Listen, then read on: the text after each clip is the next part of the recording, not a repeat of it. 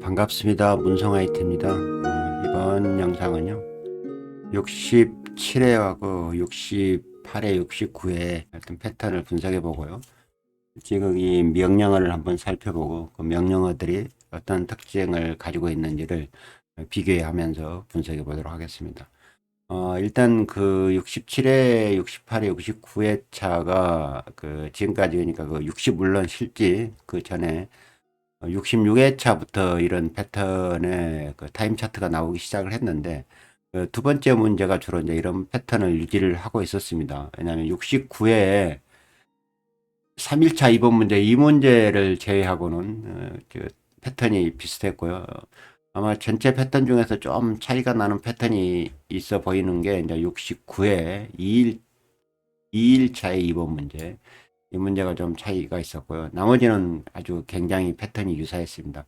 그 패턴이라는 게, 푸시 버튼 A, B를 가지고 각자의 그 카운터 값을 만들었고요.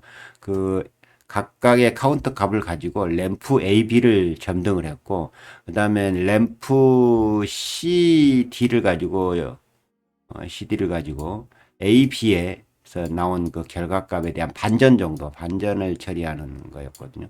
그 다음에 이제 램프 E는 램프 C, D를 가지고 익스클루시브와 같은 그런 조건으로 그 패턴을 계속 유지했습니다. 그래서 타임 차트를 보면 타임 차트가 굉장히 복잡해 보이긴 하는데, 실제 그 주어진 조건으로 제어를 하는 것은 램프 A하고 B 정도만 제어를 하면은 나머지는 그냥 그 따라오는 그냥 그 풀리는 그런 문제였습니다.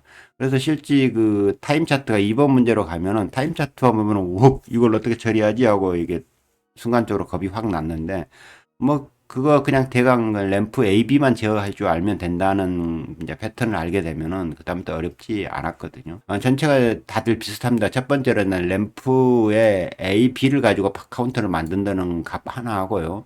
그 다음에 PLC하고 PLE는 그 앞에 점등에 램프 AB의 논리회로라는 거. 그 다음에 푸시 버튼 C를 눌러가지고 시작을 한다는 거. 그러니까 계속 그 반복을 해보세요. 이런 단위로 이렇게 반복이 가능하다는 거고요.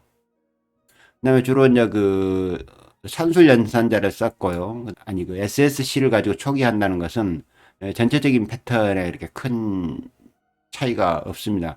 근데 이제 주로 이제 많이 썼던 게 어떤 그 가변주기의 사이클을 많이 이용을 하는데, 이제 뒤에 해차로 진행을 하면서 이 가변주기 사이클이 상당히 복잡해집니다. 그러니까 좀 구성을 예, 그 단계가 여러 가지를 갖춘다는 거고, 그다음에 한 번이라도 이제 카운터를 진행하면 카운터를 값을 이제 변경을 금지하는 이런 부분이 있게 있는데, 그래서 이런 지문을 잘 읽어보고 거기에 이제 그 전체적인 문장의 흐름의 어려움보다는 가끔가다 이 오류를 유도시키기 위해서 숨겨놓은 그런 함정들이 꽤 존재할 수 있다는 거죠. 그래서 지문을 잘 읽어보고 그렇게 하는지. 그래서 결국은 2번 문제를 해결하는 핵심은 뭐냐면, 일정한 어느 정도 명령어를 알게 되면은 그 다음에는 반드시 이 패턴대로 이 그 점등이 되고 있는지를 시뮬레이션 해서 보는 그 능력이 더 실은 더 중요해요.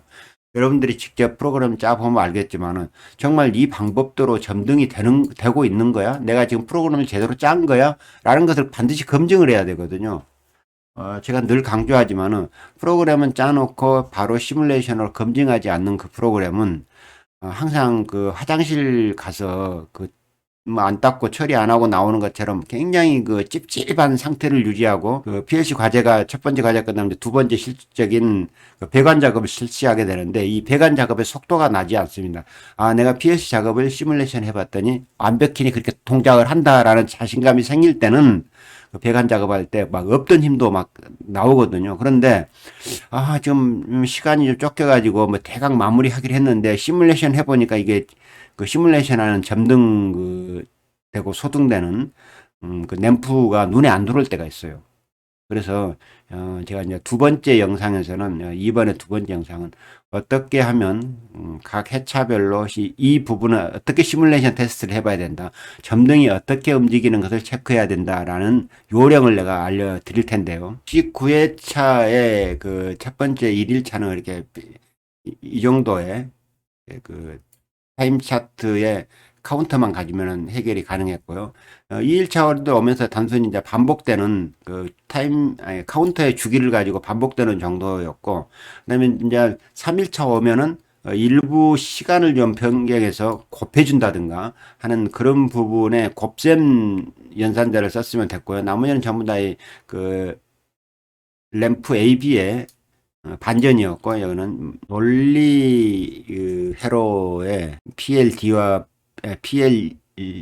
PLCD를 보면은 C와 D는 대부분 AB의 반전인 건 맞는데 이 PLE가 어떤 의미를 갖는지 67회 같은 경우는 확인을 해보면 이건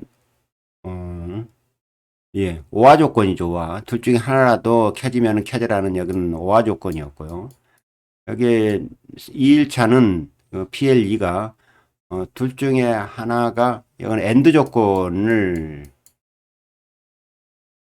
표시를 했고, 그 다음에 3일차 문제는 PLA의 조건에 반대 접점에 이 부분이 PLA의 반대 접점이 되면서 이 부분은 제외가 되어 있는 거잖아요.